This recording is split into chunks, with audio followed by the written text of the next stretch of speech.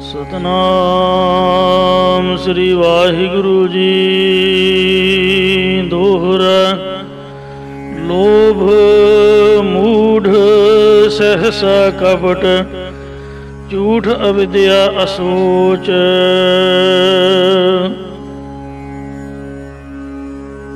आओ चनाका राजनीति ग्रंथ का दूसरा अध्याय सरवण करो, जिस विच चनाका जी कह रहे ने कि हे भाई, लोभ लालच, मूढ़ मूर्खताई, सहसा संसा, शक, कपट, छाल, फरेब, झूठ अविद्या असोच, झूठ बोलन की आदत, अविद्या बेसमझी अते असोच अपवित्रता भाव मासिक धर्म समय आदਿਕ इस्तरी के शरीर विच औगण हन। सात दोख यह नार में, हे भाई, ये उपरोक्त सत दोष सत ऐब इस्तरी दे विच सुभाविक ही पाए जाते हैं। सदा सहाय करोच, इसलिए पुरख ऐसी इस्तरी तो बचन लई हमेशा अपनी सहायता लई रुचि करोच करे। अर्थात इस्तरी विच उपरोक्त सत दोष ने, सो पुरख दा इन्हां कोलों बचना ही चतुराई है। भाव जिस वेले इस्तरी विच इन्हां विचों कोई दोख भी देखे, उस वेले चतुराई दे नाल अपना बचाव कर लवे। जेकर बचन का ध्यान नहीं रखेगा तद पुरख नूं इन्हां तों हानि होण दा सदा डर बनिया रहिंदा है।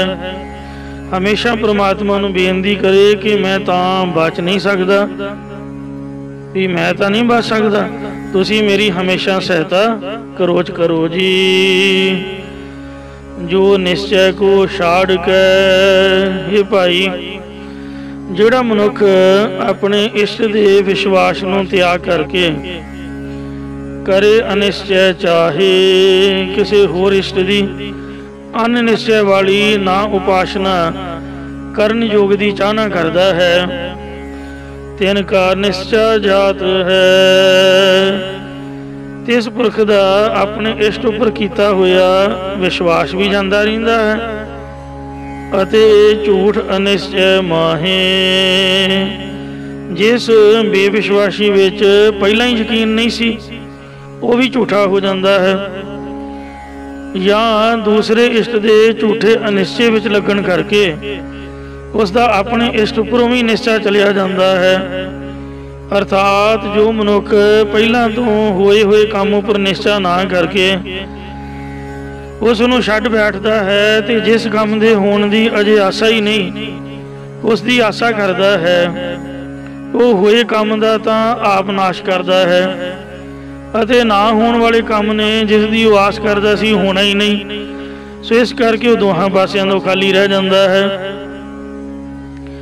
नदी करावे कूल को, हे भाई, जिवें तेज प्रवाह वाली नदी अपने कंढियां नूं डेगदी जाती है, कुलह करावे नार, तिवें ही अपने चरण तो डिगी हुई नार इस्तरी अपने खानदान के सन्मान नूं डेग दिंदी है, बर्बादी कर दिंदी है। नाश करन दा दोनों दा एक जैसा स्वभाव है, किन इनका एक स्वभाव है। इन्हां नदी दा ते इस्तरी दा एक ही स्वभाव है। उन्हें भी आपदे कंढे ढोने ने, कूल उन्हें कुल दा नाश कर देना है। इसलिए रहियो आप संभार, इसलिए अपने बचाव वास्ते इन्हां तों अपने आप नूं संभाल के रहना करो। चार पदार्थ मैं कछू, हे भाई, धर्म अर्थ काम अते मोख रूप चार पदार्थां विचों कुछ कु जिनके एको नाहे, जिन्हां दे पास एक भी नहीं है। जन्म जन्म दुख है तिन, मरण पलो जग माहे। उन्हां मनुखां नूं जन्मां जन्मांतरां दा कष्ट चंबड़िया होया है, ਉਹਨਾਂ ਨੂੰ ਤਾਂ ਇਸ ਸੰਸਾਰ ਵਿੱਚ ਮਰਨਾ ਹੀ ਚੰਗਾ ਹੈ।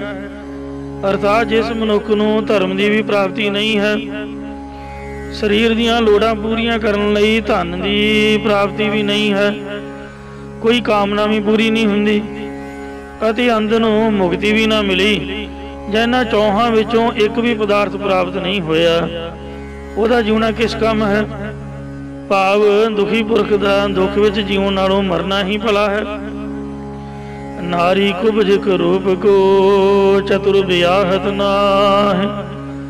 ਪਰ ਫਿਰ ਵੀ ਕੁਬੀ ਤੇ ਕਰੂਪ ਸੁੰਦਰ ਸਰੂਪ ਤੋਂ ਹੀਨ ਇਸਤਰੀ ਨੂੰ ਚਤੁਰ ਚੰਗੀ ਅਕਲ ਵਾਲਾ ਮਨੁੱਖ ਵਿਆਹੁੰਦਾ ਨਹੀਂ ਹੈ। ਹੋਏ ਸਰੂਪ ਕੁਲਹੀਨ ਮੈਂ ਵਿਆਹਤ ਨਹਿ ਸਰਮਾਏ। ਭਾਵੇਂ ਚੰਗੇ ਸਰੂਪ ਵਾਲੀ ਇਸਤਰੀ ਨੀਚ ਕੁਲ ਦੇ ਵਿੱਚ ਵੀ ਕਿਉਂ ਨਾ ਹੋਵੇ, ਚਤੁਰ ਮਨੁੱਖ ਉਸ ਨਾਲ ਵਿਆਹ ਕਰਵਾਉਣੋਂ ਸ਼ਰਮ ਸੰਕੋਚ ਨਹੀਂ ਕਰਦਾ। ਪਰ ਇਹ ਕਾਮੀ ਪੁਰਸ਼ਾਂ ਦੀ ਆਦਤ ਕਹੀ ਹੈ, ਐਸਾ ਕੰਮ ਅਧੀਨ ਹੋ ਕੇ ਕਰਦੇ ਨੇ ਲੋਕ, ਜਿਸ ਦਾ ਨਤੀਜਾ ਚੰਗਾ ਨਹੀਂ ਨਿਕਲਦਾ। ਕਾਮ ਦੀ ਰੂਪ ਨਾਲ ਦੋਸਤੀ ਹੁੰਦੀ ਹੈ, ਰੂਪੇ ਕੰਮ ਹੈ ਦੋਸਤੀ, ਬਾਣੀ ਵਿੱਚ ਲਿਖਿਆ। ਇਹ ਗੁਰਮੁਖਾਂ ਦੀ ਗੱਲ ਨਹੀਂ ਸਮਝਣੀ ਆਪ ਨੇ। ਇਹ ਸਾਰੀ ਜਿੰਨੀ ਵੀ ਕਥਾ ਹੋ ਰਹੀ ਹੈ, ਇਹ ਚਨਾਕਾ ਰਾਜਨੀਤੀ ਗ੍ਰੰਥ ਦੀ ਹੋ ਰਹੀ ਹੈ, ਇਹਨੂੰ ਗੁਰਬਾਣੀ ਦੇ ਮੁਤਾਬਕ ਨਹੀਂ ਸਮਝਣਾ ਹੈ। ਸਾਰੀਆਂ ਗੱਲਾਂ ਗੁਰਬਾਣੀ ਦੇ ਮੁਤਾਬਕ ਨਹੀਂ ਢੁੱਕਦੀਆਂ ਹਨ। ਪਰ ਜਿਹੜੇ ਕਥਾ ਸਿੱਖਣ ਵਾਲੇ ਵਿਦਿਆਰਥੀ ਨੇ, ਉਹਨਾਂ ਨੂੰ ਇਹ ਗ੍ਰੰਥ ਪੜ੍ਹਨੇ ਪੈਂਦੇ ਹਨ। ਸੋ ਕੰਚਨ ਹੋਏ ਜੋ ਕੀਚ ਮੈਂ ਬਿਕਮੈ ਅੰਮ੍ਰਿਤ ਹੋਏ। हे ਭਾਈ, ਜੇਕਰ ਸੋਨਾ ਭਾਵੇਂ ਚਿੱਕੜ ਵਿੱਚ ਡਿੱਗਾ ਪਿਆ ਹੋਵੇ ਅਤੇ ਭਾਵੇਂ ਜ਼ਹਿਰ ਵਿੱਚ ਅੰਮ੍ਰਿਤ ਮੌਤ ਤੋਂ ਰਹਿਤ ਕਰਨ ਵਾਲਾ ਪਵਿੱਤਰ ਜਲ ਪਿਆ ਹੋਵੇ, ਵਿਦਿਆ ਨਾਰੀ ਨੀਚ ਪੈ ਚਾਰੋਂ ਲੀਜੈ ਸੋਏ। ਫਿਰ ਵਿਦਿਆ ਤੇ ਨਾਰੀ ਅਗਨੀ ਨੀਚ ਜਾਤੀ ਵਾਲੇ ਦੇ ਪਾਸ ਵੀ ਹੋਵੇ, ਜਾਂ ਨਾਰੀ ਇਸਤਰੀ, ਵਿਦਿਆ ਅਤੇ ਨਾਰੀ ਇਸਤਰੀ ਭਾਵੇਂ ਨੀਚ ਜਾਤੀ ਵਾਲੇ ਦੇ ਪਾਸ ਵੀ ਹੋਵੇ, ਤਦ ਮਨੁੱਖ ਨੂੰ ਇਹ ਚਾਰੇ ਵਸਤੂਆਂ ਹੀ ਲੈਣੀਆਂ ਚਾਹੀਦੀਆਂ। ਭਾਵ ਉਹਨਾਂ ਪਾਸੋਂ ਚਾਰੋ ਲੀਜੈ ਸੋਏ ਪ੍ਰਾਪਤ ਕਰ ਲਵੇ, ਇਸ ਵਿੱਚ ਕੋਈ ਦੋਸ਼ ਨਹੀਂ ਹੈ। ਭਾਵ ਨਾਰੀ ਇਸਤਰੀ ਨੀਵੀਂ ਕੁਲ ਵਿੱਚ ਚੰਗੇ ਗੁਣਾਂ ਵਾਲੀ ਹੋਵੇ ਤਾਂ ਲੈਣ ਤੋਂ ਇਨਕਾਰ ਨਹੀਂ ਕਰਨਾ ਚਾਹੀਦਾ। ਭਾਵ ਗੁਣਾਂ ਦੀ ਕਦਰ ਕਰੇ, ਚੰਗੀ ਗੱਲ ਹੀ ਹੈ। ਅਗਲੇ ਦੋਹਰੇ ਵਿੱਚ ਚਾਣਕਯ ਮੁਨੀ ਜੀ ਇਸਤਰੀਆਂ ਦੀਆਂ ਕੁਝ ਕਮਜ਼ੋਰੀਆਂ ਤੇ ਕੁਝ ਵਿਸ਼ੇਸ਼ਤਾਵਾਂ ਬਾਰੇ ਕਥਨ ਕਰਦੇ ਨੇ। ਪੁਰਖਣ ਦੇ ਦੁਗਣੀ ਸ਼ੁਧਾ। ਇਹ ਭਾਈ, ਇਸਤਰੀਆਂ ਦੇ ਵਿੱਚ ਪੁਰਖਾਂ ਤੋਂ 2 ਗੁਣਾ ਵੱਧ ਭੁੱਖ ਹੁੰਦੀ ਹੈ। ਸਹਿਸਾ 6 ਗੁਣ ਨਾਲ ਅਤੇ 6 ਗੁਣਾ ਵੱਧ ਸੰਸਾਰ ਸ਼ੱਕੀ ਸੁਭਾਅ ਹੁੰਦਾ ਹੈ, ਅਤੇ ਗਮ ਫਿਕਰ 6 ਗੁਣਾ ਵੱਧ ਹੁੰਦਾ ਹੈ।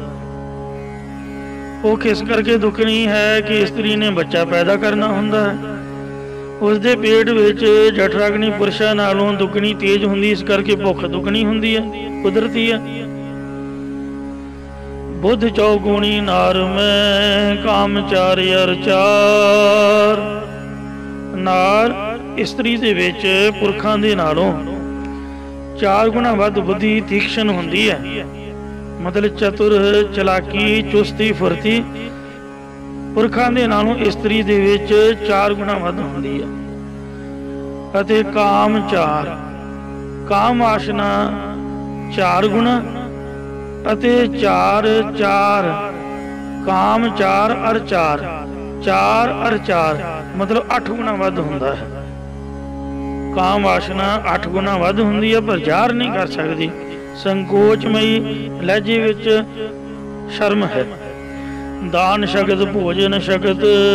हे ਭਾਈ, ਜਿਸ ਮਨੁੱਖ ਵਿੱਚ ਦਾਨ ਦੇਣ ਦੀ ਸ਼ਕਤੀ ਸਮਰੱਥਾ ਹੈ, ਭੋਜਨ ਵੰਡਣ ਪਹੁੰਚਾਉਣ ਦੀ ਸ਼ਕਤੀ ਸਮਰੱਥਾ ਹੈ, ਭੋਗ ਸ਼ਕਤ ਰਤਨ ਜਾਹੇ।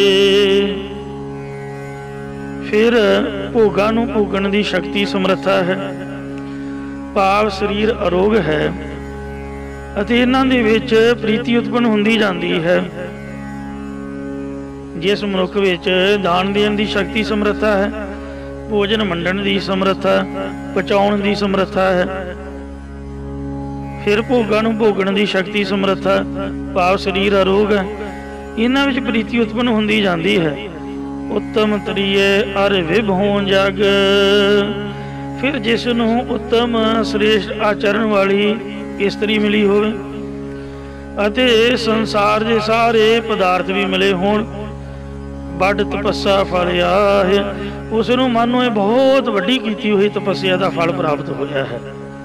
या विभो पदार्थ समगरी भरपूर होवे, विभो जिसका अर्थ बनेगा जग विच बहुती विभूति है। दूजा पाठ विभो भी है ते इथे पाठ जिहड़ा है विभो है। सो पदार्थ समगरी ते विभो दा अर्थ जिसनूं बहुत उत्तम श्रेष्ठ आचरण वाली इस्त्री और अते जगत के सारे भोग पदार्थ भी मिले होण। विभो दा अर्थ पदार्थ, प्रॉपर्टी। ये समझ लो कि बहुत वड्डी उहदी तपस्या का फल प्राप्त होया। आग्याकारी पुत्र होए, हे भाई जिस पुरख दे कोल आग्या का पालन करने वाले पुत्र हुंदा है, हरेक आग्या का पालन करदा, अर मिठ बोली नार, अते घर विच नार इस्त्री घर वाली भी बहुत मिठे वचन बोलण वाली मिली हुई है। धन अपनो संतोख मन, चार स्वर्ग संसार, फिर जिस दे कोल अपने दसां नूहां दी किरत दा धन अते मन विच संतुष्टता है, इसलिए जगत विच ये चार स्वर्ग देवपुरी की तरह हैं। मतलब उन्होंने स्वर्ग सुर्ग की लोड़ नहीं है, संसार जी उहदा स्वर्ग है। इहदा प्रमाण कहंदे किकर घर, कपूत घर, घर कलैणी नार, चौथे मैले कपड़े, नरक निशानी चार। सुखी जीवन स्वर्गी जीवन है। पिपल घर, सपुत्र घर, घर सुलखनी नार, चौथे उजल कपड़े, स्वर्ग निशानी चार। ये स्वर्ग दीयां चार निशानियां ने। ते नरकां दीयां निशानियां चार किहड़ियां ने? किकर घर कंडे वजणगे, कपूत घर अगों जवाबदेही करेगा, सिर दे वालां नूं पड़ेगा, लड़ाई करेगा। घर कलैणी नार लड़ाकी स्त्री, कले कलेश वाली। ते चौथे मैले कपड़े, मैले कपड़े साबणी नहीं या धोण का टाइम ही नहीं या कईयां दा सुभाਅ ही हुंदा। ये नरक निशानी चार, चार निशानियां नरक दियां ने। ते पिपल घर, सपुत्र घर, घर सुलखनी नार, घर च पिपल सपुत्र होवे, घर सुलखनी नार मिठ बोलड़ी। चौथे उजल कपड़े, ऐन चिट्टे कुकड़ बन के रहना, कदे दाग नहीं लगन देना, बूट भी ऐ चिट्टे पाने। ये स्वर्ग निशानी चार, चार निशानियां स्वर्ग दियां कहंदे ने। पुत्र न पालै पिता सो, हे भाई जो अपने पुत्रां भाव संतान नूं सही तरीके नाल पालना पोषणा करदा है, वही पिता अखवाउण दा हकदार रखदा है, हकदार है। अते सुत पितिया गया माए, सुत पुत्र उही लायक कहा सकता है जो अपने पिता की आग्या में चलता है। भाव पिता का यही धर्म है कि संतान की चंगी तरह पालना करनी, अपनी संतान नूं विद्या पढ़ाउणी ते गुणमान बनाउणा। ते पुत्र का यही धर्म है कि अपने माता पिता की आग्या मननी अते सेवा करनी। मित्र सो जो साचा रह, असली मित्र दोस्त वही है जिहड़ा सच्चा रहिंदा है। नार पत व्रता माहे, पा मित्र छल कपट नूं छड्ड के अपनी ईमान ते पक्का रहिंदा है। ते इस्त्री भी वही श्रेष्ठ है जो अपने पत व्रता धर्म दे विच परपक्क रहिंदी है। मुख मीठा पाछे कुटल, ये भाई जिहड़ा मूँह तो सामने सामने मिठियां मिठियां गल्लां दा करदा है, पर पिठ पिछे कुटल छाल फरेब करके काम बिगाड़ दिंदा है।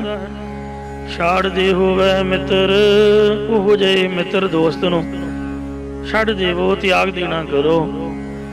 ਜਿਉਂ ਵੇਖ ਕੇ ਘਟ ਮੁਖ ਦੁਗਧ, ਜਿਵੇਂ ਜ਼ਹਿਰ ਦੇ ਨਾਲ ਭਰੇ ਹੋਏ ਘੜੇ ਦੇ ਮੂੰਹ ਉੱਪਰ ਦੁੱਧ ਪਾ ਦਈਏ, ਤਿਉਂ ਤੇ ਜਾਣ ਚਰਿੱਤਰ, ਤਿਵੇਂ ਹੀ ਤਿਸ ਮਤਲਬੀ ਮਿੱਤਰ ਦੇ ਆਚਰਨ ਨੂੰ ਜਾਣਨਾ ਕਰੋ। ਭਾਵ ਜਿਵੇਂ ਦੁੱਧ ਦੇ ਹੇਠਾਂ ਪਈ ਜ਼ਹਿਰ ਮਨੁੱਖ ਨੂੰ ਨੁਕਸਾਨ ਪਹੁੰਚਾਉਂਦੀ ਹੈ, ਤਿਵੇਂ ਹੀ ਇੱਕ ਦਿਨ ਐਸਾ ਮਿੱਤਰ ਜ਼ਰੂਰ ਨੁਕਸਾਨ ਕਰੇਗਾ। ਇਸ ਲਈ ਐਸੇ ਮਿੱਤਰਾਂ ਤੋਂ ਬਚਣਾ ਚਾਹੀਦਾ ਹੈ। ਛਤਰ ਹੋਏ ਕਹਿ ਜੋ ਕਰੈ, ਮਿਤਰਾਈ ਕੀ ਬਾਤ।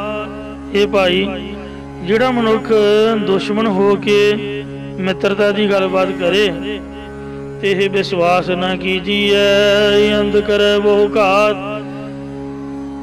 ਇਸ ਦੀਆਂ ਮਿੱਤਰਤਾ ਵਾਲੀਆਂ ਮਿੱਠੀਆਂ ਮਿੱਠੀਆਂ ਗੱਲਾਂ ਪਰ ਕਦੀ ਭਰੋਸਾ ਨਾ ਕਰੋ, ਕਿਉਂਕਿ ਅੰਤ ਅਖੀਰ ਨੂੰ ਉਹ ਮਨੁੱਖ ਵਾਰ ਕਰ ਜਾਵੇਗਾ। ਭਾਵ ਜਦੋਂ ਉਸਦਾ ਦਾਉ ਲੱਗੇਗਾ ਉਹ ਹਾਨੀ ਕਰ ਜਾਵੇਗਾ। ਸ਼ਸਤਰ ਪਾਣ ਸਿੰਘੀ ਨਖੀ।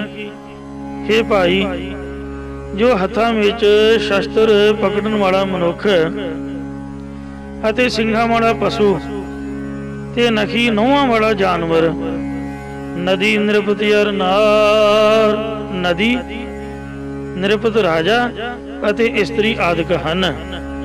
ਇਨਕਾ ਕਿਆ ਇਤਬਾਰ ਹੈ, ਰਹੀਏ ਆਪ ਸੰਭਾਰ। ਇਹਨਾਂ ਉਪਰੋਕਤ ਕਥਨ ਕੀਤਿਆਂ ਦਾ ਭਲਾ ਕੀ ਯਕੀਨ ਭਰੋਸਾ ਹੈ ਕਿ ਕਦੋਂ ਮਾਰ ਕਰ ਜਾਣ। ਇਸ ਲਈ ਆਪ ਹੀ ਇਹਨਾਂ ਤੋਂ ਸੰਭਲ ਕੇ ਰਹਿਣਾ ਚਾਹੀਦਾ। ਅਰਥਾਤ ਘੋੜੇ ਦੀ ਅਗਾੜੀ ਤੇ ਖੁਦ ਆਪਣਾ ਅਫਸਰ ਦੀ ਅਗਾੜੀ ਤੇ ਘੋੜੇ ਦੀ ਪਛਾੜੀ ਕਦੀ ਵੀ ਨਾ ਲੰਘੋ। ਅਫਸਰ ਦਾ ਕੀ ਪਤਾ ਉਹਨੇ ਕੀ ਹੁਕਮ ਕਰ ਦੇਣਾ, ਘੋੜੇ ਦਾ ਕੀ ਪਤਾ ਹੈ ਕਿ ਉਹ ਦਲੱਤਾ ਮਾਰ ਕੇ ਦੰਦੀ ਭੰਨ ਸੁੱਟੇ।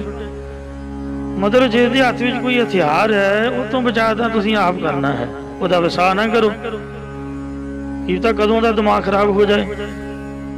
ਇਸੇ ਤਰ੍ਹਾਂ ਸਿੰਘਾਂ ਵਾਲੇ ਪਸ਼ੂ ਜਿਹੜਾ ਤੁਹਾਨੂੰ ਜਾਣਦਾ ਨਹੀਂ ਬੁੱਝਦਾ ਨਹੀਂ, ਭਾਵੇਂ ਗਾਂ ਹੈ, ਮੱਝ ਹੈ, ਬਲਦ ਹੈ, ਸਾਨ ਹੈ, ਸੰਡਾ ਹੈ, ਜ਼ਰੂਰ ਪੰਗਾ ਲੈਣਾ, ਉਹਦਾ ਵਿਸਾਹ ਨਾ ਕਰੋ, ਉਹਦੇ ਲਾਗੇ ਨਾ ਜਾਓ। ਕਿਉਂਕਿ ਗੱਲਾਂ ਆਮ ਹੀ ਸੁਣਨ 'ਚ ਆਉਂਦੀਆਂ ਨੇ ਕਿ ਬਲਦ ਜਾਂ ਸਾਨ ਨੇ ਫਲਾਣੇ ਦੇ ਸਿੰਘ ਮਾਰਿਆ, ਉਹ ਥਾਂ ਹੀ ਮਰ ਗਿਆ। ਤੇ ਐਵੇਂ ਹੀ ਨਹੁੰਆਂ ਵਾਲੀਏ ਕੌਣ ਨੇ, ਬਿੱਲੀ ਹੈ, ਕੁੱਤਾ ਹੈ, ਬਾਂਦਰ ਹੈ, ਸ਼ੇਰ ਹੈ, ਰੇਸ਼ ਆਦਿਕ, ਇਹ ਤਾਂ ਬੜਾ ਪਿਆਰ ਕਰਨ ਤੇ ਪਿਆਰ ਪਿਆਰ ਦੇ ਵਿੱਚ ਹੀ ਨੌਂਦਰਾ ਮਾਰ ਸੁੱਟਣਗੇ। ਇਹਨਾਂ ਨਾਲ ਕਾਹਦਾ ਪਿਆਰ ਹੋਇਆ ਬਈ। ਬੰਦਿਆਂ ਨੂੰ ਤਾਂ ਅੱਖਾਂ ਕੱਢਣੀਆਂ ਤੇ ਇਹਨਾਂ ਜਾਨਵਰਾਂ ਦੇ ਨਾਲ ਚੁੰਮੀਆਂ ਚੱਡੀਆਂ ਕਰਨੀਆਂ, ਆਪਦੇ ਵੱਢਾਂ ਤੱਕ ਇਹਨਾਂ ਨੂੰ ਲਿਜਾ ਦੇਣਾ। ਕਿੰਨੀ ਕੁ ਇਹ ਬੰਦਿਆਂ ਵਾਲੀ ਸਿਆਣ ਵਾਲੀ ਗੱਲ ਹੈ। ਜਾਨਵਰ ਦਾ ਪਿਆਰ ਦਾ ਕੀ ਮਤਲਬ ਹੋਇਆ, ਕੀ ਤਾਂ ਕਿਹੜੇ ਵੇਲੇ ਉਹਨੇ ਪਿਆਰ ਪਿਆਰ ਦੇ ਵਿੱਚ ਨੌਂਦਰ ਮਾਰ ਦੇਣੀ ਹੈ, ਜਾਂ ਕਿਹੜਾ ਨਾਤੇ ਧੋਤੇ ਹੁੰਦੇ ਨੇ। ਜਿਨ੍ਹਾਂ ਮਹਾਰਾਜ ਸਾਹਿਬ ਦੀ ਹਜ਼ੂਰੀ ਜਾਣਾ ਉਹਦਾ ਕੁੱਤਿਆਂ ਬਿੱਲਿਆਂ ਦੇ ਪਿਆਰ ਤੋਂ ਦੂਰ ਹੀ ਰਹੇ ਤਾਂ ਠੀਕ ਹੈ। ਬਾਕੀ ਨਹੁੰਆਂ ਨਾਲ ਵਾਰ ਕਰਕੇ ਨੁਕਸਾਨ ਪਹੁੰਚਾ ਸਕਦੇ ਨੇ। ਫਿਰ ਜਿਹੜੇ ਜਾਣਦੇ ਆ ਉਹਨਾਂ ਨਾਲ ਲਾਗੇ ਤਾਂ ਵੈਸੇ ਵੀ ਜਾਣਾ ਨਹੀਂ ਚਾਹੀਦਾ। ਨਦੀ ਵੀ ਢਾਹ ਲਾ ਕੇ ਪਿੰਡਾਂ ਦੇ ਪਿੰਡ ਗਰ ਕਰ ਜਾਂਦੀ ਹੈ। ਰਾਜਾ ਥੋੜੇ ਜਿਹੇ ਅਪਰਾਧ ਤੇ ਵੀ ਕ੍ਰੋਧਵਾਨ ਹੋ ਕੇ ਕਹਾਣੀ ਵਿੱਚ ਬੱਚਾ ਪੀੜ ਸੁੱਟਦਾ ਹੈ। ਤੇ ਇਸਤਰੀ ਤੋਂ ਮੁਰਾਦ ਇੱਥੇ ਵਿਭਾਚਾਰਨ ਖੋਟੀ ਇਸਤਰੀ ਤੋਂ ਹੈ, ਜੋ ਲੋਕ ਲਾਜ ਤੋਂ ਰਹਿਤ ਹੋ ਕੇ ਅਨੇਕਾਂ ਦੇ ਜੀਵਨ ਨੂੰ ਬਰਬਾਦ ਕਰ ਸੁੱਟਦੀ ਹੈ। ਇਸ ਲਈ ਇਹਨਾਂ ਤੋਂ ਬਚਣਾ ਹੀ ਚਾਹੀਦਾ ਹੈ। ਮਨ ਮੈਂ ਕਾਰਜ ਚਿਤਵੀਐ, ਕਰੀਏ ਨਾ ਪ੍ਰਗਟਾਏ। ਇਹ ਭਾਈ, ਜੋ ਕੋਈ ਕੰਮ ਕਰਨ ਵਾਸਤੇ ਆਪਣੇ ਮਨ ਵਿੱਚ ਵਿਚਾਰ ਨਾ ਕਰੀਏ, ਉਸ ਕੰਮ ਨੂੰ ਲੋਕਾਂ ਦੇ ਵਿੱਚ ਆਮ ਲੋਕਾਂ 'ਚ ਪ੍ਰਗਟ ਨਾ ਕਰੀਏ। ਸਿਆਣਿਆਂ ਦਾ ਕਹਿਣਾ ਹੈ ਕਿ ਜਿਹੜੀ ਗੱਲ ਗੁਪਤ ਰੱਖਣ ਵਾਲੀ ਹੈ ਉਹ ਸਕੀ ਘਰ ਵਾਲੀ ਨੂੰ ਵੀ ਨਾ ਦੱਸੇ, ਕਿਉਂਕਿ ਉਹ ਵੀ ਗੁਆਂਢਣ ਦੇ ਕੋਲ ਕਹਿ ਸਕਦੀ ਹੈ। ਕਿਸੇ ਸਕੇ ਆਪਦੇ ਨੂੰ ਵੀ ਨਾ ਦੱਸੇ, ਕਿਉਂਕਿ ਉਹਦੇ ਵੀ ਗਾਂ ਹੋਰ ਮਿੱਤਰ ਹੁੰਦੇ ਨੇ। ਗੋਪ ਰਾਖੀਐ ਮੰਤਰ ਜਿਉਂ ਪ੍ਰਗਟ ਵਿਫਲ ਹੋਏ ਜਾਏ। ਜਿਵੇਂ ਮੰਤਰਾਂ ਨੂੰ ਗੁਪਤ ਰੱਖ ਕੇ ਜਪੀਦਾ ਹੈ, ਜੇ ਕੋਈ ਪ੍ਰਤਾਪ ਕਰਕੇ ਜਪੀਏ ਭਾਵ